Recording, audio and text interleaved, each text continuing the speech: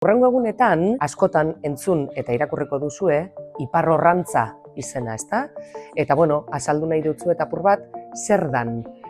Izenak adierazten duen moduan, gure norantza eta iparra definituta daukagun honetan, barne biltzen dituen jardueren multzoa da, iparrorrantza 15aldia.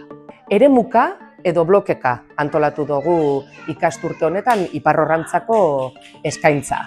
Eta horren zergatia da, zentzu osoa modu orokorrean ulertzea.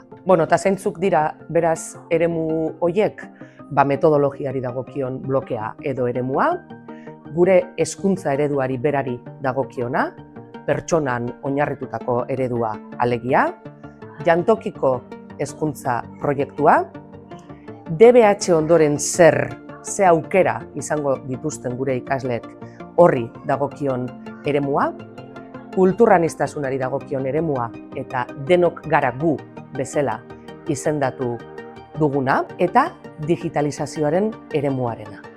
Programazio zehatza eta ekintza izena emateko galdetegiak eta bar, hurrengo egunetan jasoko dituzue. Beraz, oso adi egon, urtarrilaren 14tik otsailaren 2 artean, ekintza ugari eta askotarikoak antolatu ditugulako.